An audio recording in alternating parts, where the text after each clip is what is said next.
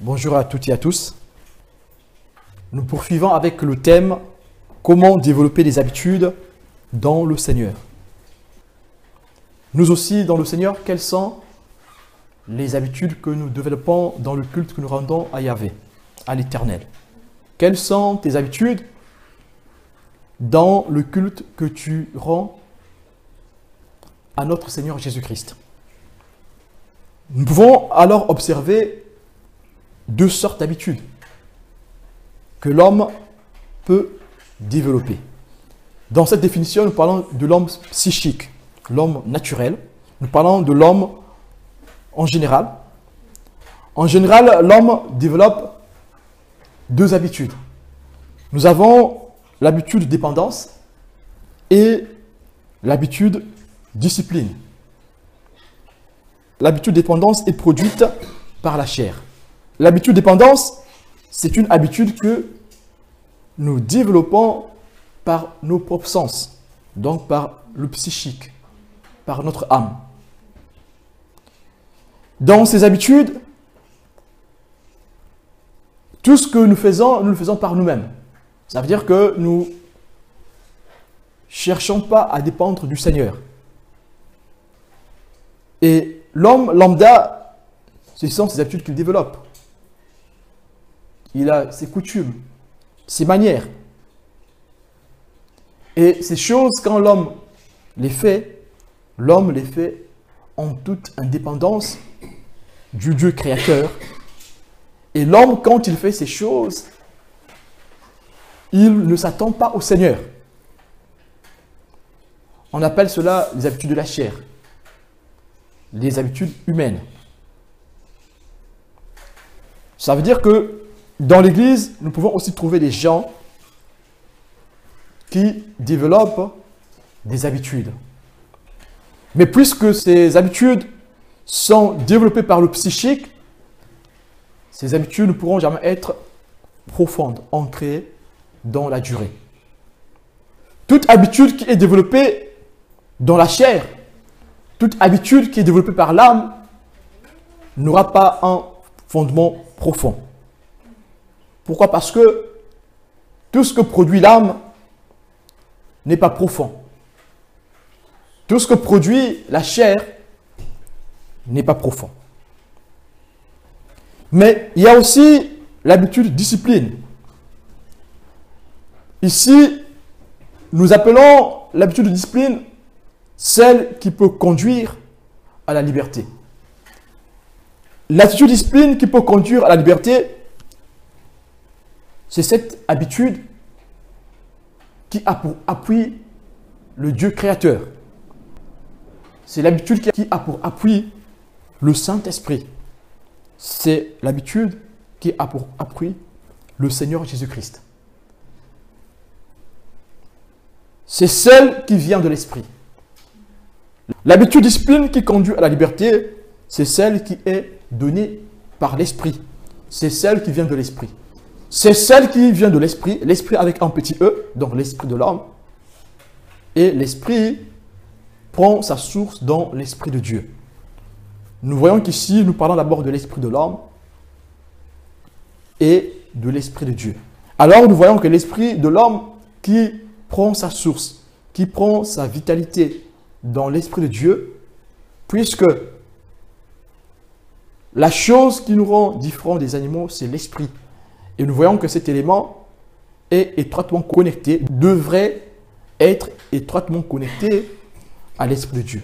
Mais au départ, c'était le cas. Au départ, l'Esprit de l'homme était étroitement connecté à l'Esprit de Dieu. Il y a eu séparation quand l'homme a péché. Quand Adam et Ève ont péché, il y a eu séparation entre l'Esprit de l'homme et l'Esprit de Dieu. Donc, l'Esprit de l'homme est mort. Il y a eu confusion, comme pouvait le dire Watchman Nee. Il dit qu'il y a eu séparation entre l'Esprit de l'homme et l'Esprit de Dieu. Et ce chrétien du début du XXe siècle dit aussi que l'âme est confondue à l'esprit à cause du péché. L'homme ne peut plus écouter Dieu. Il y a eu une séparation entre l'esprit de l'homme et l'esprit de Dieu. Et donc, l'esprit de l'homme est rentré dans la mort spirituelle. Nous voyons que, à cause du péché, l'esprit meurt. Il y a séparation entre l'esprit de Dieu et l'esprit de l'homme. L'esprit de l'homme ne peut plus être en contact avec l'esprit de Dieu. On parle ici de la mort spirituelle. Puisque l'esprit de l'homme est mort, puisqu'il y a la mort spirituelle qui bat son plein, alors l'âme ne peut subir que la pression de la chair.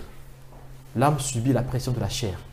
Et donc, toutes les habitudes que l'homme va développer, l'homme va les développer de façon naturelle. Maintenant, pour ceux qui viennent en Christ, ils sont régénérés par l'Esprit de Dieu. L'Esprit de Dieu vient remettre cette connexion.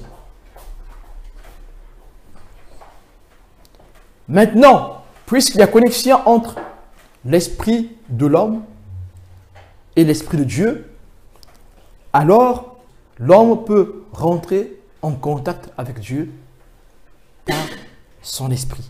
Voilà pourquoi, ici, l'habitude discipline qui conduit à la liberté, c'est celle qui vient de l'esprit.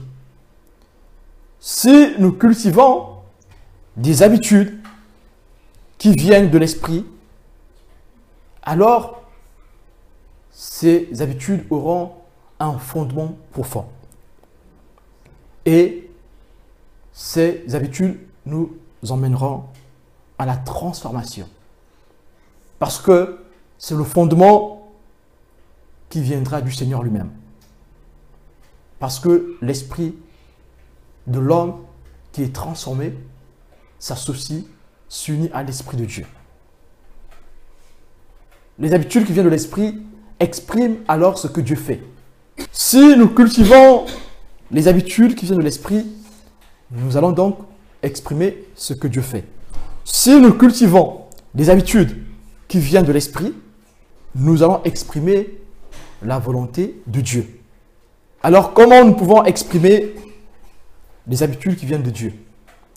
Nous exprimons les habitudes qui viennent de Dieu en devenant totalement dépendant du Seigneur. Ça veut dire que quelqu'un qui veut développer des habitudes dans le Seigneur, parce que le but de cette étude, c'est comment développer des habitudes dans le Seigneur. Nous avons dit que nous verrons plus tard des exemples dans la Bible des enfants de Dieu, des serviteurs de Dieu qui ont développé des habitudes dans le Seigneur. Comment développer des habitudes dans le Seigneur? Pour développer des habitudes dans le Seigneur, il faut que nous soyons dépendants, entièrement dépendants du Seigneur. Il faut que nous fassions du Seigneur nos délices. Si nous faisons du Seigneur nos délices, alors les habitudes que nous avons développées par l'Esprit seront des habitudes venant de l'Esprit de Dieu. Nous développons des habitudes par l'Esprit, par notre Esprit, et ces habitudes sont appuyées sur le Seigneur, alors ces habitudes seront des délices pour l'Éternel. Ces habitudes seront acceptées de l'Éternel. Et nous irons chercher ces habitudes dans une profondeur. Ce sera un profond fondement qui sera posé. C'est comme ça que nous aurons des habitudes, des bonnes habitudes qui sont associées à notre dépendance au Seigneur. Et ces habitudes s'installent en nous par l'impulsion de l'Esprit. Voilà pourquoi la dernière fois quand nous avons parlé des habitudes, est-ce que vous développez des habitudes dans le Seigneur? Un bon chrétien, c'est celui-là qui doit développer des habitudes dans le Seigneur. Et ces habitudes doivent venir de l'impulsion de l'Esprit.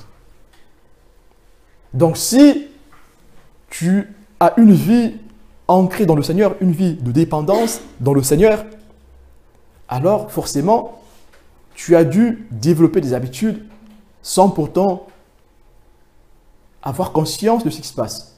Et quand les habitudes que nous développons reçoivent l'empreinte de l'Esprit du Seigneur, ces habitudes, nous les ferons sans pourtant se rendre compte. Parce que ce n'est plus nous qui faisons, c'est le Seigneur qui fait en nous. Nous allons prendre l'exemple de quelqu'un qui est né avec une certaine douceur. Vous savez, chaque âme est particulière. Il y a des âmes qui peuvent naître avec une douceur qui est naturelle. Naturellement, cette âme est douce. Cette âme prend le temps, cette âme est tempérante. C'est une tempérance naturelle. La personne peut être consciente de sa douceur, de sa tempérance. Mais est-ce que cette tempérance, cette qualité qui est naturelle, suffit pour plaire à Dieu? Nous voyons que cette personne qui a cette nature, quand cette personne rencontre le Seigneur, quand son esprit s'unit à l'Esprit de Dieu, la qualité que cette personne avait, elle ne va pas la perdre. Mais sauf que cette qualité ne sera plus la même. Et la personne en elle-même sera que maintenant, il y a une différence entre la douceur que j'avais hier et celle que j'ai maintenant. Parce que tout ce qui est naturel a une limite. Tout ce qui est terrestre a une limite. Donc si tu avais, pour cette personne qui avait cette douceur naturelle, sa douceur avait une limite. Et ce qui est sûr, c'est que si on dépassait les limites de la douceur de cette personne sortait les griffes. Et on voyait que cette personne pouvait changer de comportement d'un seul coup.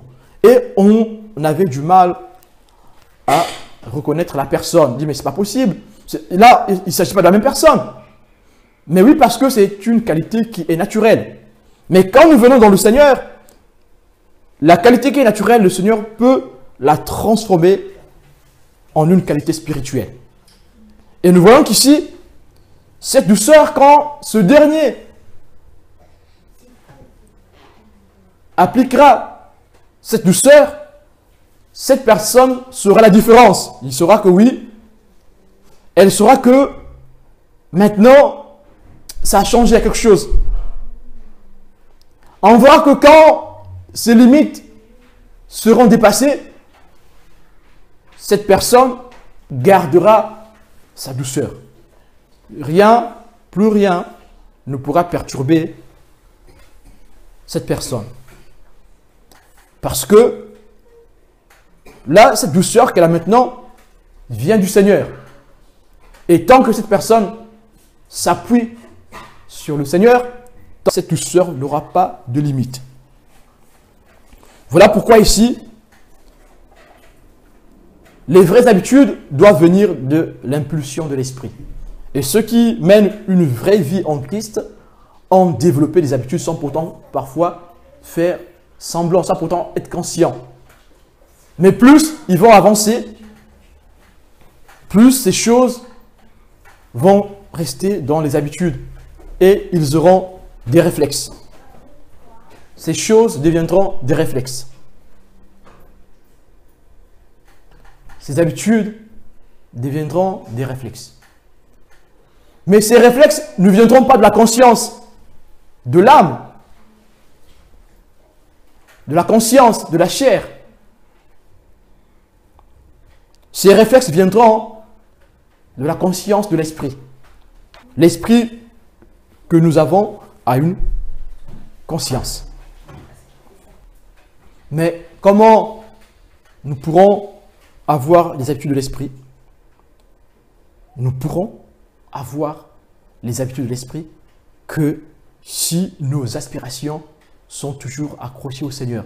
Dans tout ce que nous faisons dans notre vie, dans tes aspirations, dans tes projets, dans tes pensées, dans tes agissements, si tu t'appuies toujours sur le Seigneur, alors tes habitudes seront des habitudes de l'esprit. C'est comme ça qu'on saura faire la différence entre les habitudes de l'âme et les habitudes de l'esprit. Entre les habitudes psychiques et les habitudes spirituelles. Parce que nous avons aussi dit dernièrement que l'être humain est fait de l'âme, de l'esprit et du corps. Nous avons aussi dit que la volonté vient de l'esprit et l'émotion vient de l'âme. Mais nous devons servir Dieu avec ces trois éléments, l'âme, le corps et l'esprit. Nous devons servir notre Dieu avec les émotions, mais aussi avec l'esprit. Mais si nous nous arrêtons qu'aux émotions, qu'à l'émotion, notre adoration ne sera pas parfaite. La chose qui rend l'adoration de l'homme parfaite, c'est l'esprit. Parce que c'est la première chose qui est connectée à Dieu. C'est par l'esprit que nous devons adorer le Seigneur, comme il est écrit dans le livre de Jean. L'heure vient, elle est déjà là où les vrais adorateurs adoreront le Père en esprit et en vérité. Si l'esprit adore le Père en esprit et en vérité, si l'être humain adore le Père en esprit et en vérité, le corps finira par suivre. Parce que le Seigneur Jésus-Christ lui-même dit, la chair est faible, mais l'esprit est disposé. Alors vous reconnaîtrez la différence entre ce qui vient du psychique, entre les habitudes qui sont développées par le psychique, par l'âme, et les habitudes qui sont développées par l'esprit. La séparation, comme le dit Watchman Nee, la séparation vient de la parole de Dieu. Il n'y a que la parole de Dieu qui puisse créer cette séparation, comme il est écrit dans Hébreux. Hébreux chapitre 4, verset 13. C'est la parole de Dieu qui est capable de séparer l'âme et l'esprit. Aucune autre chose ne peut séparer l'âme et l'esprit. Il n'y a que la parole de Dieu qui puisse séparer l'âme et l'esprit. Le chrétien qui arrive à faire des habitudes par l'esprit, c'est le chrétien qui s'est laissé conduire par la parole de Dieu. Voilà pourquoi ici nous avons dit que pour que nous ayons des habitudes qui viennent de l'esprit, qui sont développées par notre esprit étant lié à l'esprit de Dieu, cela est possible que si toutes nos aspirations ne portent que sur le Seigneur. Est-ce que tes aspirations ne portent que sur le Seigneur? Si tes aspirations ne portent que sur le Seigneur, si tu avais les qualités naturelles, ces qualités vont subir une transformation. Ces qualités vont passer dans la casserole du Seigneur. Ces qualités seront transformées. Si tu avais les défauts, ces défauts aussi seront transformés. Et tous, nous allons avoir des qualités. Voilà pourquoi, quand nous avons dit au début de ce message, quand nous l'avons dit dans la première partie que tous les chrétiens doivent développer des habitudes dans le Seigneur, nous n'avons pas parlé des habitudes psychiques. Nous parlons ici des habitudes qui sont spirituelles. Ça veut dire que ce qui est spirituel, c'est ce qui se porte sur le Seigneur. Qu'elle discerner ce qui est bon, ce qui vient de l'âme et ce qui vient de l'esprit. La chair ne produit rien de bon. Tous nous savons. La chair ne peut produire rien de bon. Sans la force de l'esprit, la chair, l'âme ne peut produire rien de bon. La chair ne peut produire rien de bon. Sauf si cette chair, cette âme a accepté d'être dominée par le Saint-Esprit. Pour adopter des attitudes de discipline qui conduisent à la liberté, il faut vivre dans une réelle dépendance du Seigneur. Il faut accepter que cette épée à double tranchant vienne séparer notre âme et notre esprit, afin que nous sachions faire la différence quand c'est notre chair qui agit et quand c'est l'esprit qui agit. Notre esprit qui rentre en contact avec l'esprit de Dieu.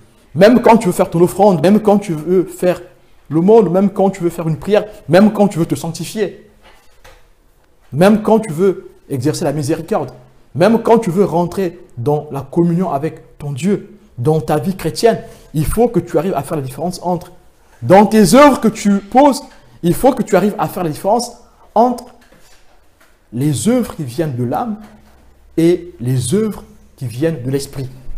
Les œuvres qui viennent de l'esprit sont pures parce que l'esprit a été renouvelé, parce que l'esprit a été régénéré.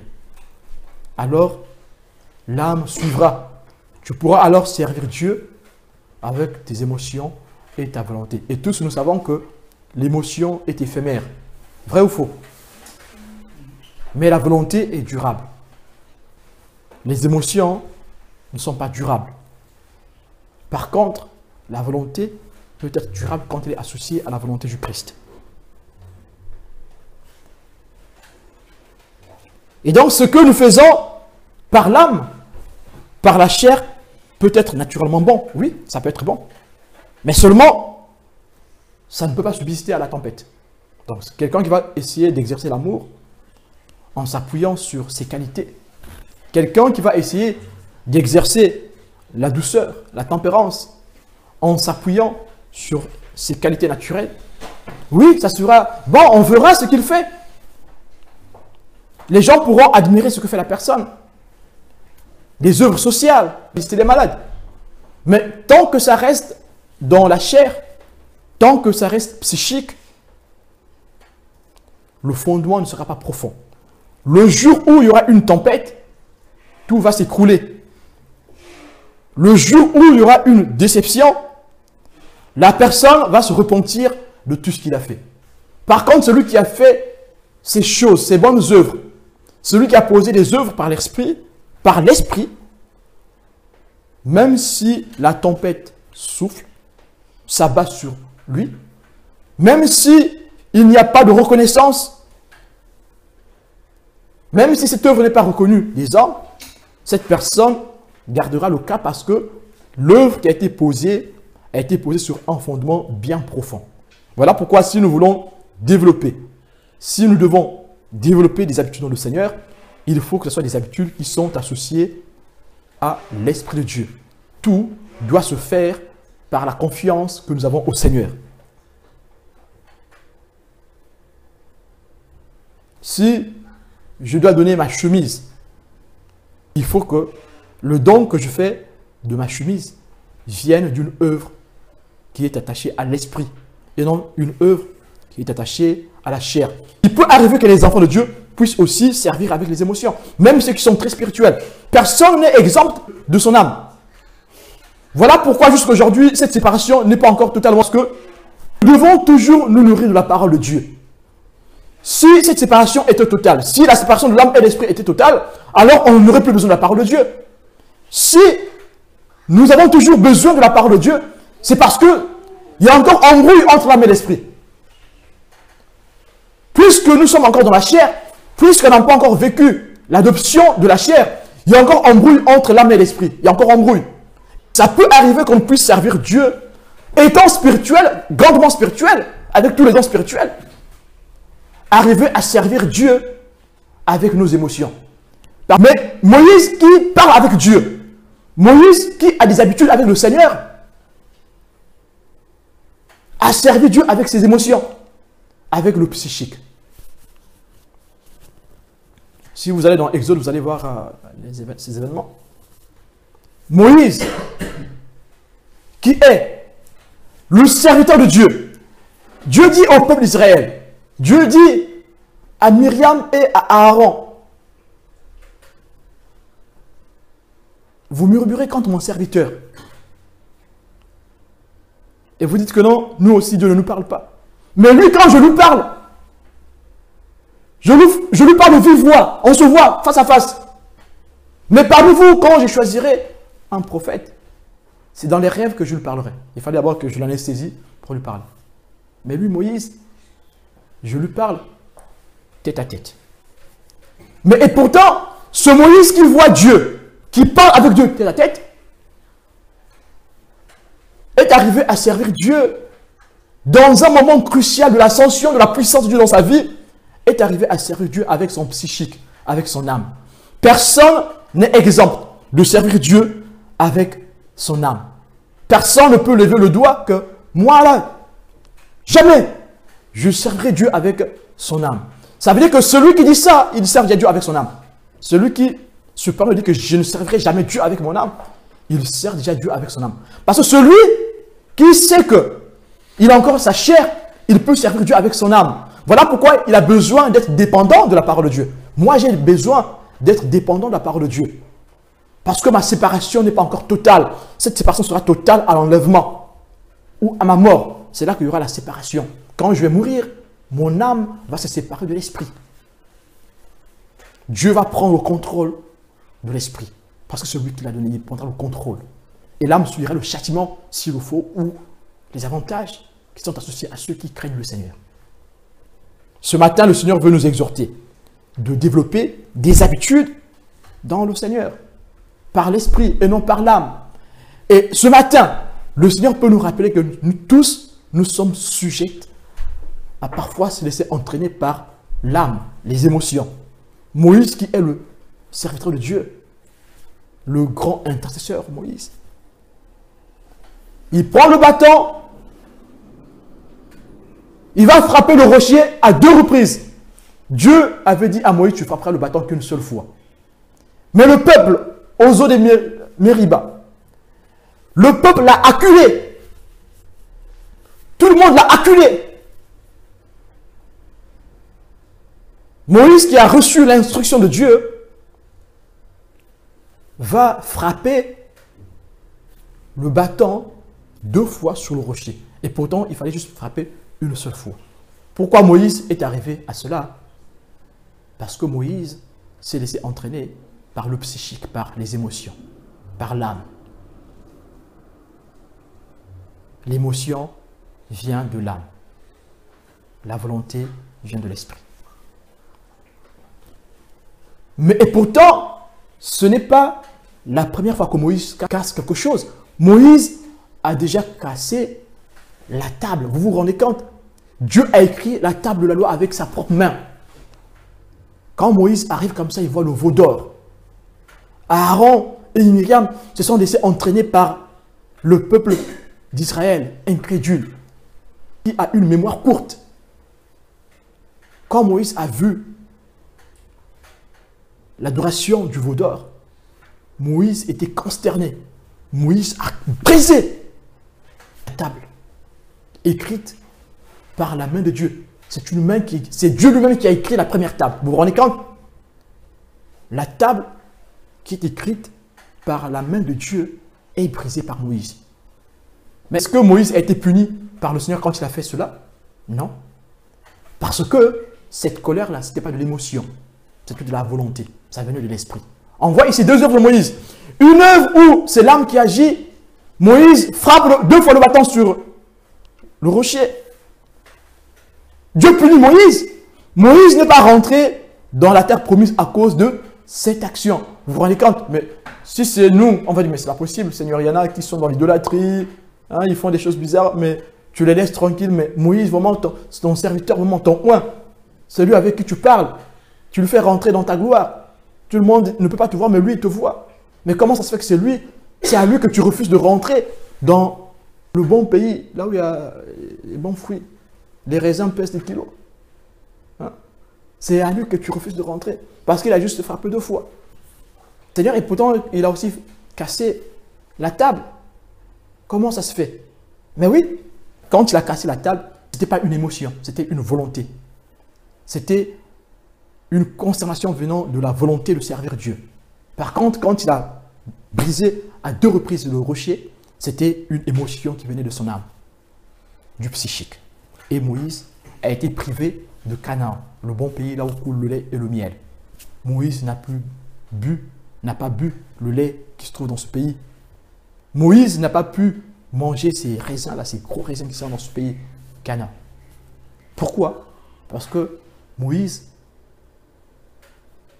selon le raisonnement de l'être humain, a juste brisé 2 fois le rocher. Et Moïse, Aaron et Myriam ne pouvaient pas rentrer dans Canaan à cause de cette désobéissance. Personne n'est exempt de cela. Voilà pourquoi nous avons besoin du Seigneur tous les jours, besoin de la parole de Dieu. Maintenant, est-ce que notre discernement pour savoir si notre habitude que nous développons est psychique ou spirituelle, est-ce que notre discernement est suffisant à nous-mêmes? Non. Notre discernement n'est pas suffisant. La parole de Dieu, si on ne l'applique pas à l'Esprit de Dieu, ça ne sera absolument rien. Donc, la parole sans l'Esprit est une lettre. Et la lettre tue. Donc, si nous ouvrons simplement la Bible sans pourtant mettre en marche l'Esprit de Dieu, nous ne saurons pas discerner est-ce que cette œuvre vient de la chair ou vient de l'Esprit. Mais ne crois pas que quand tu fais l'œuvre de la chair, c'est forcément mauvais. Hein? Non. Non, tu peux donner tout ton salaire. C'est pas mauvais. Mais sauf que c'est pas l'esprit, ça vient pas de l'esprit. Ne croyons pas que quand on dit que l'œuvre vient de la chair, donc il y a une condamnation, nous on sent la condamnation. Non, parfois on ne sent rien du tout. Mais est-ce que cette œuvre vient de l'esprit? Est-ce que c'est par l'impulsion de l'esprit? Est-ce que c'est par l'instruction de l'esprit? Parce que la parole va dire, oui, donne à ton frère la chemise. Oui, tu vas donner la chemise. Allez, marche avec un seul pied. Oui, tu vas marcher avec un seul pied. Mais maintenant, pendant que tu le fais là, est-ce que c'est l'Esprit de Dieu qui a dit? Celui qui développe les habitudes avec le Seigneur, qui développe des habitudes, des bonnes habitudes dans le Seigneur, c'est celui qui se laisse conduire par la volonté de Dieu. Fait de l'Éternel qui délice. Oui. Fait de l'Éternel qui délice. Ce que nous faisons avec le psychique, avec notre âme, même si c'est naturellement bon, cela ne pourra pas subsister quand la tempête soufflera. Puisque le fondement de tout ce qui est produit par l'âme n'est pas profond. Parce que tout ce qui vient de l'âme est superficiel. L'être humain est superficiel. Les habitudes que nous développons par l'esprit, ce sont les habitudes que nous développons en s'attendant au Seigneur. Et alors, ce que nous produisons, alors esprit, ça vient de l'esprit. Et ces habitudes nous entraînent à la libération, nous entraînent à l'épanouissement spirituel, à la vie de l'esprit, à la communion avec le Christ. Mais comment s'attendre qu'à Dieu? Parce que nous avons dit, si tu dois développer des habitudes, donc ta marche pour donner au Seigneur, pour prier, parce que là, on ne parle pas de la sanctification. Celui qui fait de la sanctification une lutte, cette personne n'a rien compris. Parce que nous marchions dans la sanctification par grâce. Celui qui fait maintenant de la sanctification une lutte, là où la personne transpire, il va dans le péché partout. Ça, ce n'est pas une bonne sanctification, ça c'est la vie religieuse. On appelle ça l'ascétisme. Tu deviens ascète.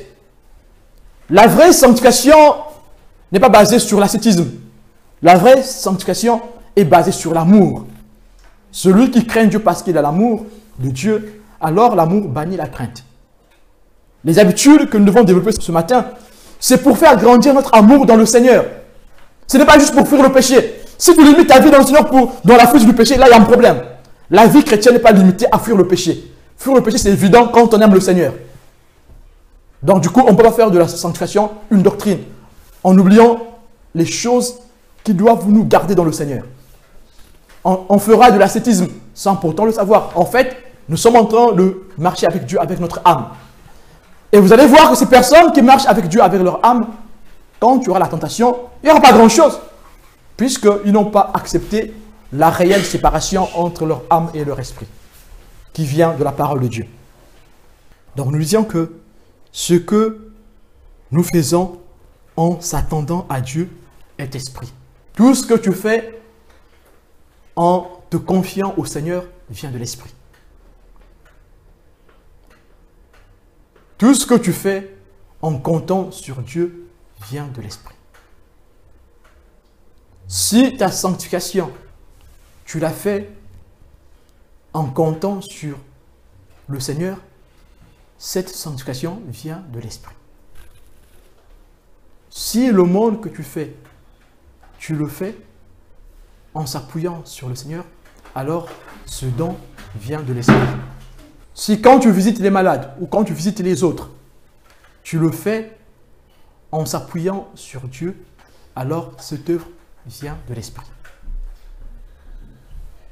Si dans la lecture de la parole de Dieu, quand tu lis la Bible, tu la lis en s'appuyant sur l'esprit, alors cette habitude vient de l'esprit. Continue à le faire. Mais si tu le fais comme un simple exercice, ça devient de l'ascétisme. Tu traites rudement ton corps, non en s'appuyant à Dieu, mais sur toi-même. Mais pour ceux qui s'attendent au Seigneur dans les habitudes qu'ils développent, leur fondement est profond, leur édifice, c'est-à-dire les œuvres qu'ils posent, vont résister même quand tu auras la tempête.